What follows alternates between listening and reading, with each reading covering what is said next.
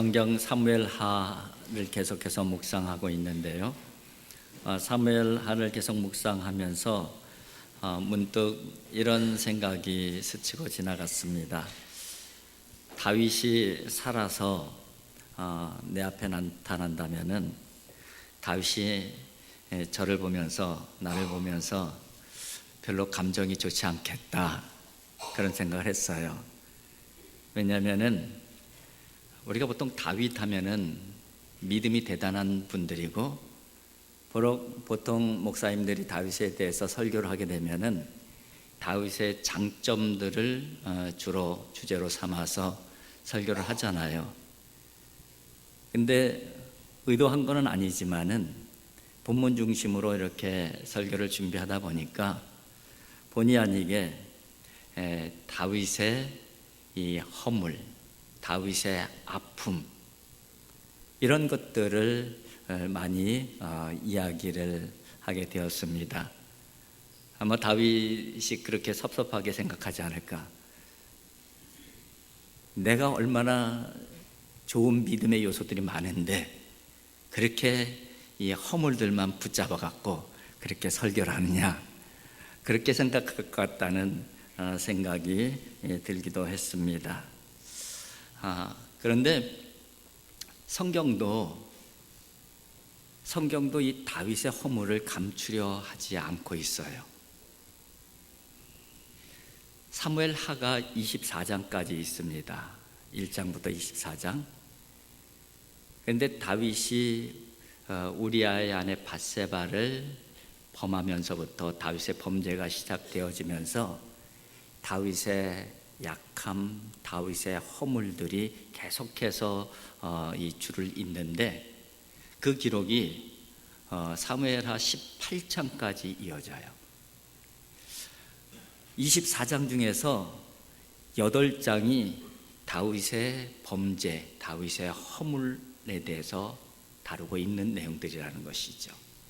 그러니까 전체 사무엘하 전체의 3분의 1을 다윗의 약점과 범죄와 허물에 대해서 성경에서도 다루고 있다는 것이죠. 왜 하나님께서는 다윗의 그런 허물들, 그런 죄, 이런 부분들을 조금 이렇게 가려주시면 좋을 텐데 있는 그대로 확 드러내실까? 우리가 그런 부분들을 중심으로 해서 지금까지 묵상을 해왔습니다. 다윗이 대단한 사람이 아니라 하나님의 은혜가 대단하다는 것이죠. 그래서 우리는 이 모든 부분들을 하나님의 은혜로 정리를 했습니다. 그래요. 모든 것이 다 하나님의 은혜입니다. 그 어떤 것보다도 하나님의 은혜가 더 큽니다. 그것이 지금까지 우리가 다윗의 범죄와 허물들을 드러내면서 주신 하나님의 메시지로 들었습니다.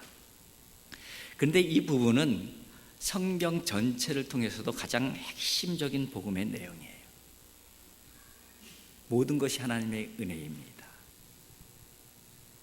모든 것보다 하나님의 은혜가 더 큽니다. 이 부분을 사도 바울은 이 한 구절로 정리한 구절이 있습니다. 에베소서 2장 8절에 보면은 이게 구원론적으로도 굉장히 중요한 구절인데요. 이렇게 기록을 하고 있습니다. 너희는 그 은혜에 의하여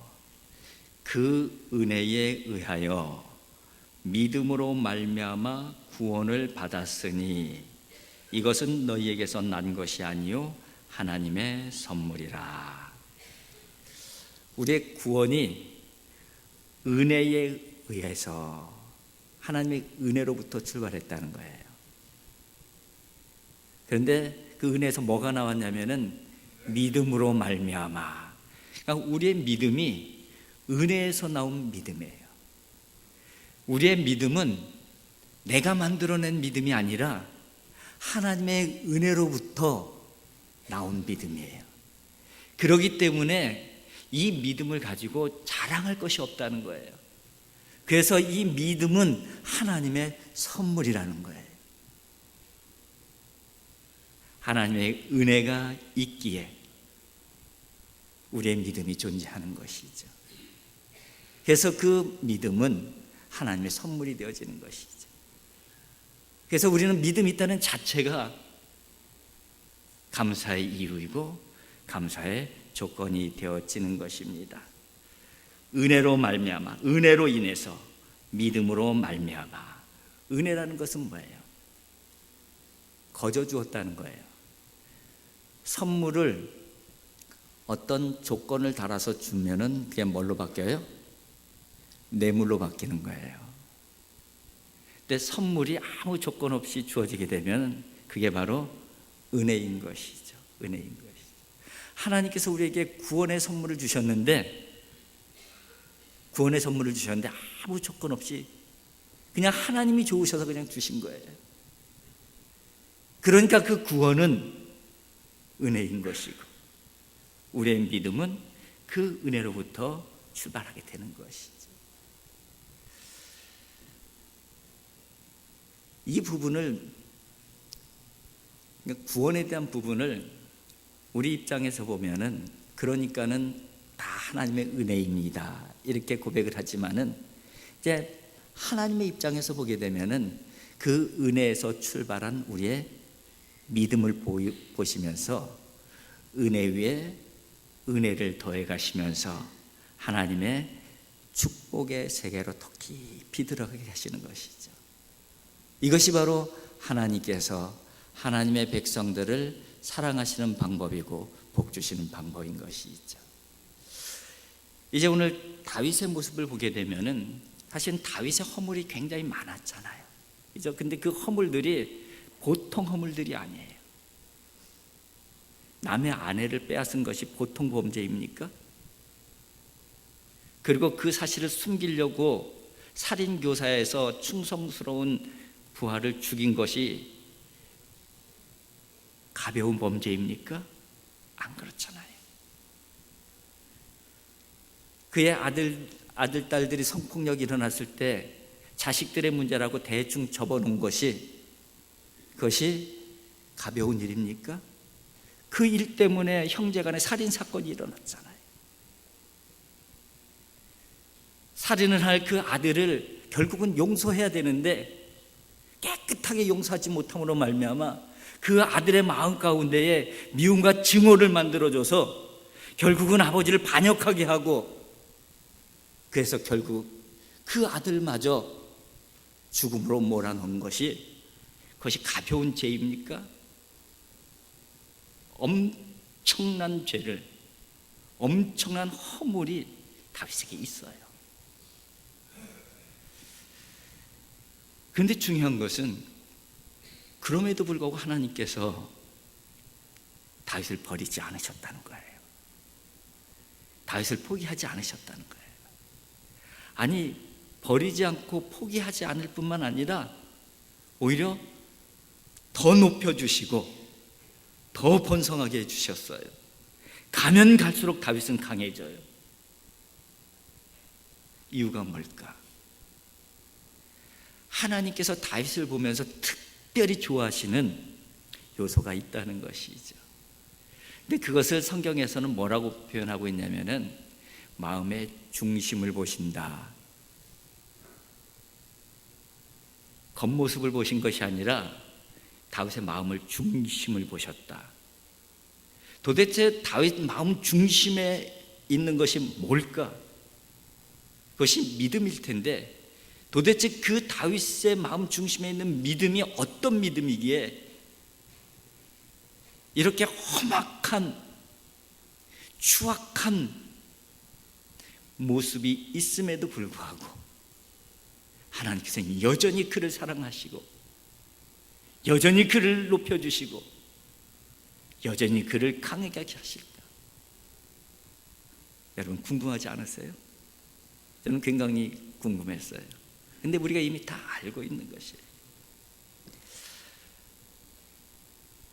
사무엘을 명하여서 다윗에게 기름 붓게 하시려고 이새 집으로 보내셨을 때에 사무엘이 인간적인 눈으로 볼 때는 선지자였지만은 그냥 겉모습들만 봤어요.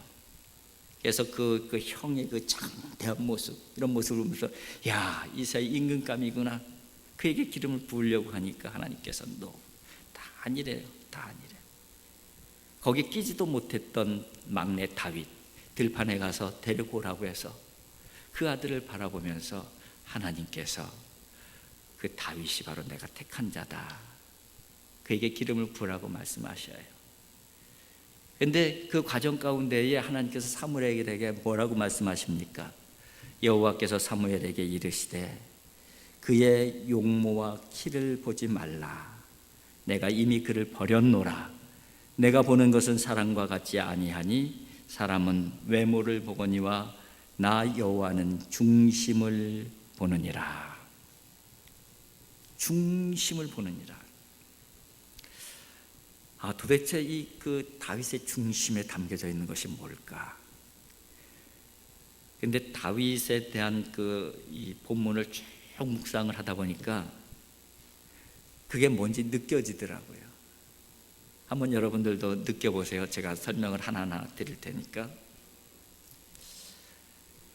다윗은 사울 왕의 시기를 받아서 광야에서 도망자의 생활을 했어요. 그것이 청년의 시절이에요. 근데 그 기간이 10년이 넘었잖아요.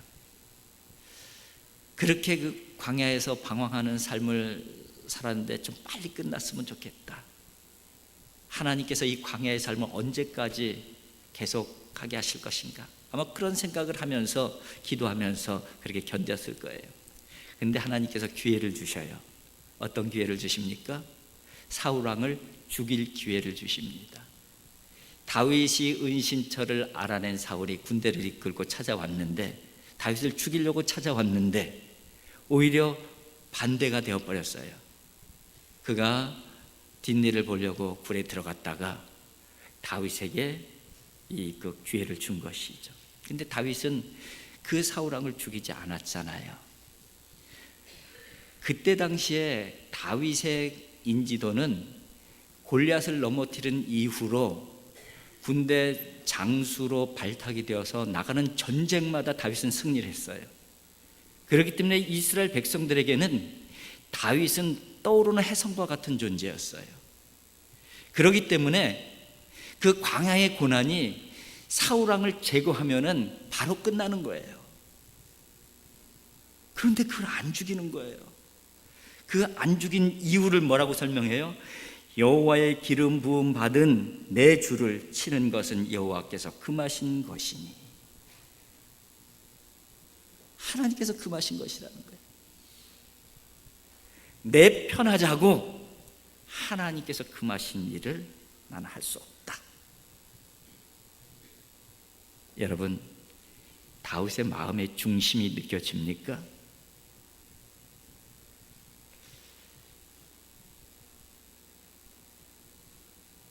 다윗이 왕이 된 다음에 하나님의 법궤가 다윗성으로 가지고 오고 싶었어요. 근데 가지고 오는 도중에 사람이 죽는 일이 생기고 막 이러잖아요.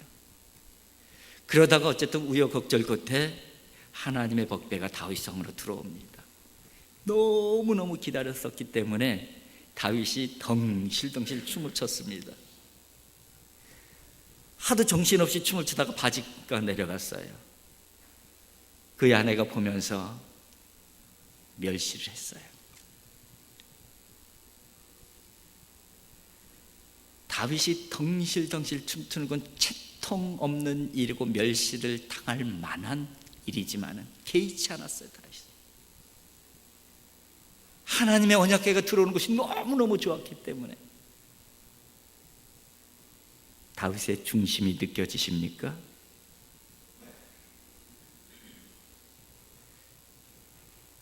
간통죄 범죄 저지르고 살인 교사죄 저지르잖아요. 하나님께서 그것을 덮어두지 않으셨어요. 그런데 사실은 이미 그 당시에는 다윗의 왕권이 완전히 확립된 상태라서 다윗이 그것을 덮으려고 하면은 얼마든지 쥐도 새도 모르게 덮을 수 있는 일이었어요. 그런데 누구는 아셔요? 하나님은 아셔요. 그래서 하나님께서 선지자 나단을 보내시는 거예요.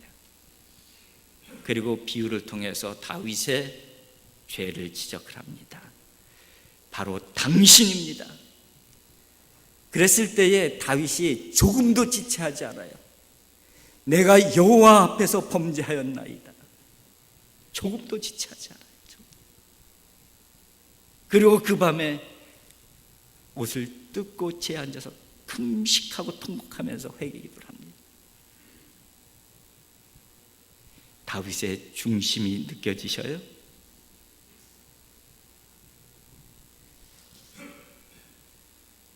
여러분,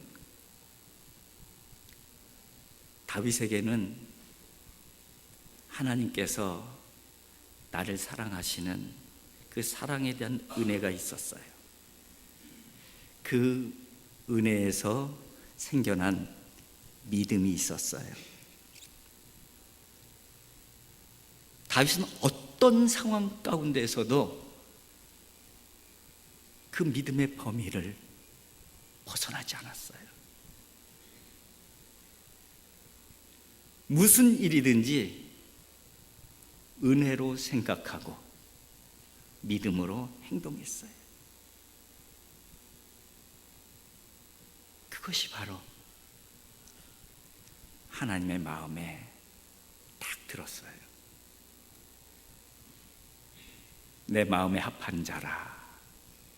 하나님께서 그렇게 인정을 해 주시잖아요. 오늘 본문 말씀을 보게 되면은 이제 압살롬이 아버지가 화해의 손을 내밀었다가 내밀려면 확실하게 용서를 해 주시면은 다행이었을 텐데 확실하게 용서를 안 하잖아요. 내가 얼굴 보기 싫다, 안 보겠다. 그렇게 2년을 지나요. 그러는 동안에 이 압살롬의 마음 가운데 뭐가 생겼어요? 미움이 생기고 아버지에 대한 증오가 생겼어요. 그래서 뭐를 결심하는 거예요? 내가 아버지를 끌어내리리라. 반역 생각하게 돼요. 그래서 그 반역을 결심하고 나 4년 동안을 준비를 하는 거예요. 그런데 처음에 뭐를 준비하는 줄 아세요? 민심을 자기에게로 돌아오도록 준비를 해요. 사람들에게 잘 보이는 것이죠. 그 다음에 두 번째는 아버지에게 그 요청을 해서 내가 헤브론으로 가서 있고 싶습니다. 헤브론은 다윗이 왕이 된, 처음 왕이 된 자리예요. 그곳에 내려가서 사람들을 매수해서 압살롬이 헤브론에서 왕이 되었다, 이 소문을 내게. 그 소문을 들은 예루살렘의 많은 유력한 사람들이 압살롬에게로 내려와요. 오늘 본문에 보면 200명이 내려와요. 그 모습을 보면서 많은 백성들이 이 압살롬에게 모여들기 시작합니다. 압살롬이 뭐가 생기는 거예요? 힘이 생기는 것이죠. 그렇게 4년을 준비해서 반역에 깃발을 올리는 거예요. 그리고 예루살렘 궁을 향해서 쳐들어오는 거예요. 이 소식이 다윗에게 들려진 거예요. 당황할 수밖에 없죠. 큰일 났다. 그래서 그냥 부랴부랴 궁을 떠나서 도망을 가는 다윗의 모습이 그려져 있습니다. 다윗을 따르던 신하들이 많이 따라 나서요. 그리고 다윗을 존경했던 백성들이 울면서 다윗을 따라 나섭니다. 그 중에는 어떤 사람도 있었냐면은 대제사장 사독도 있었고 제사장들도 있었고 레위인들도 있었어요. 그런데 오늘 본문을 보게 되면은 이 앞부분을 보게 되면은 사독이 레위인들과 함께 하나님의 법궤를 가지고 다윗에게 나옵니다. 다윗을 쫓아온 것이죠. 그리고 다윗과 이 피난을 같이 가려고 이제 나온 것이에요. 그런데 다윗이 그 사독에게 뭐라고 말씀하고 있는지 아세요? 그것이 바로 오늘 본문 말씀이에요. 오늘 본문 말씀 25절에 이렇게 왕이 사독에게 말합니다. 왕이 사독에게 이르되 보라, 하나님의 궤를 성읍으로 도로 메어 가라. 만일 내가 여호와 앞에서 은혜를 입었으면 도로 나를 인도하사 내게 그 궤와 그 계신 데를 보이시리라. 하나님의 궤를 성읍으로 도로 메고 가라. 도로 메고 가라. 하나님의 언약궤는 하나님의 임재의 상징이에요.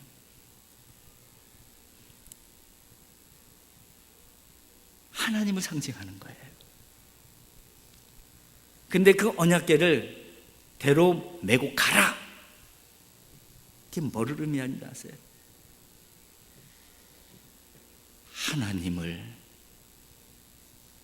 수단으로 생각하지 않겠습니다. 하나님은 내 위기에서 벗어나기 위한 수단으로 사용하지 않겠습니다.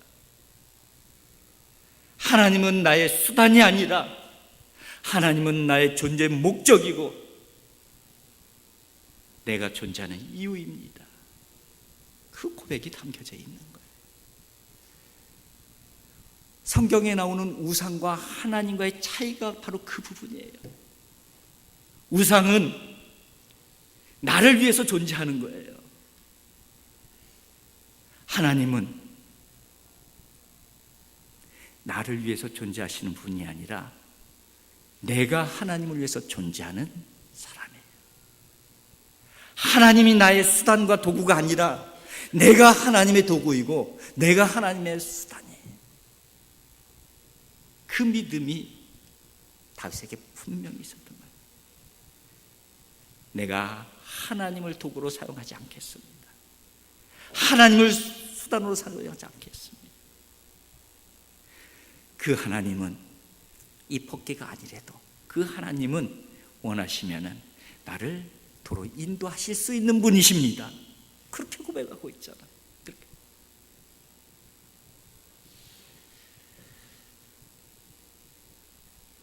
인간적인 어떤 방법도 사용하지 않겠다는 거예요. 여러분, 법궤가 함께 한다는 것은 두 가지 아주 중요한 이익이 있습니다. 그 첫 번째 이익은 하나님께서 나와 함께 하신다는 마음의 위로가 있어요. 지금 얼마나 불안한 상황이에요. 하나님께서 나와 함께 하신다는 그 믿음이 이 법궤를 통해서 전달되어질 수 있는 거예요. 위로를 받을 수가 있는 거예요. 힘을 얻을 수 있는 거예요. 그런 요소가 하나 있고, 또 하나는 지금 사건은 어떤 사건이냐면은 반역의 사건이에요. 왕권이 왔다 갔다 하는 상황이란 말이에요. 그런데 왕권에 있어서 정통성 시비가 걸릴 때에 가장 중요한 요소가 하나님의 법궤예요. 이스라엘 백성, 이스라엘. 하나님의 법궤를 누가 차지하고 있느냐, 이것이 바로 왕의 정통성을 확보할 수 있는 중요한 근거예요. 그것을 지금 포기하는 거예요. 그게 뭐예요? 인간적인 꾀나 수단을 사용하지 않겠습니다. 인간적인 방법을 사용하지 않아도 하나님께서 나를 구원해 주실 거예요. 하나님께서 나를 도로 회복시켜 주실 거예요. 그 믿음을 고백하고 있는 거예요. 이어지는 말씀을 보면 더 한 단계 더 나아갑니다. 그러나 그가 이와 같이 말씀하시기를 내가 너를 기뻐하지 아니한다 하시면 종이 여기 있사오니 선히 여기시는 대로 내게 행하시옵소서 하리라. 이어지는 26절입니다. 그런데 나를 그렇게 도로 돌려보내시지 않아도, 나를 구원해 주시지 않아도, 나를 회복시켜 주시지 않아도 괜찮습니다. 하나님께서 나를 기뻐하시지 않으면은 나를 버리셔도 괜찮습니다. 하나님은 선하시기 때문입니다. 그 고백을 하고 있는 거예요. 하나님, 내가 자격이 없다면은 나를 버리셔도 괜찮아요. 하나님, 내가 자격이 없다면은 나를 구원해 주시지 않아도 돼요. 내가 자격이 없다고 하면은 다시 회복시켜 주시지 않아도 돼요. 하나님의 절대적인 주권을 그대로 인정해 드리는 거예요. 하나님께서 어떤 결정을 하셔도 그 결정은 선하십니다. 이것이 바로 다윗이 가지고 있는 믿음이었었고, 바로 하나님께서는 그 믿음을 보신 거예요. 그 믿음. 다윗의 모든 말과 행동, 모든 반응이 하나님에 의해서 진행이 되어진 거예요. 하나님을 위해서 되어지는 것이에요. 그리고 하나님의 사람으로서 고백하고 행동하는 거예요. 그러니까 하나님께서 그냥 이뻐서 어쩔 줄 몰라 하시는 거죠. 얼마 전에 아는 목사님이 한 분이 미국을 다녀오셨다고 미국에 다녀온 이야기를 하셔요. 딸이 거기에 결혼해서 있는데 딸을 보러 휴가 중에 갔다 오셨대요. 근데 이제 그 손주 하나가 있나 봐요. 근데 손주가 너무너무 사랑스럽고 귀엽고 너무너무 이뻐서 죽겠대요. 그 자식 키울 때는 그렇게 이쁜 줄 몰랐는데 이 손주 보니까 너무너무 이쁘고 너무너무 사랑스럽대요. 정말 그렇습니까? 저는 아직 손주가 없어서 잘 모르겠는데, 근데 어떤 비유를 얘기하냐면요, 그런 얘기를 하더라고요, 목사님이. 하나님께서 아브라함에게 아들 이삭을 바치라 그렇게 말씀하셨을 때에 아브라함이 이삭을 믿음으로 바쳤는데, 만약에 하나님이 시간을 좀 끄시다가 이삭에게 아들이 생겨서 손주가 됐을 때 손주를 나에게 바쳐라 그랬으면 아브라함도 못 바쳤을 거래. 너무 귀여워서, 너무 사랑스러워서. 할아버지가 손주를 바라보는 마음이 하나님께서 다윗을 바라보는 마음이 아닐까, 그런 생각을 해봤어요. 왜냐하면 그 할아버지의 마음은 손주의 어떤 허물도 허물로 보이시지 않아요. 어떤 더러운 것이 묻어 있어서 다 닦아내주시는 분이셔요. 사랑스러우니까, 그냥 좋으시니까. 근데 그게 뭐냐? 다윗의 믿음이었어요. 다윗은 은혜를 아는 사람이었어요. 그리고 그 은혜로부터 만들어진 믿음이 있었어요. 그 믿음으로 행동하는 거예요. 그 은혜로 생각하는 거예요. 그러니까는 그 상황이 범죄의 상황이든 광야에서 방황하는 형편이든 왕의 위치에 있든 어떤 위치에 있든 은혜로 생각하고 믿음으로 행동하는 거예요. 그게 너무 하나님께서 보기 좋으신 거예요. 그게 너무 사랑스러우신 거예요. 어떻게 그 다윗을 하나님께서 포기하실 수가 있겠어요? 어떻게 그 다윗이 범죄했다고 버릴 수가 있겠어요? 어떻게 그 다윗을 높여주시지 않을 수가 있겠어요? 어떻게 그 다윗을 복되게 하지 않을 수가 있겠어요? 여러분, 하나님은 우리를 사랑하십니다. 하나님 우리를 사랑하셔요. 그 은혜가 우리에게 있어요. 그 은혜 때문에 또 저희들이 믿음으로 주의 은혜의 보좌에 나왔잖아요. 여러분, 어떤 상황 속에서도 하나님의 사람으로 살아갈 수 있길 바라요. 은혜로 생각하고 믿음으로 반응하면서 참 너는 내가 사랑하지 않을 수가 없어. 참 너는 내가 복을 안 줄 수가 없어. 그런 하나님의 자녀들이 되어질 수 있기를 주님의 이름으로 축복을 드립니다. 기도하겠습니다.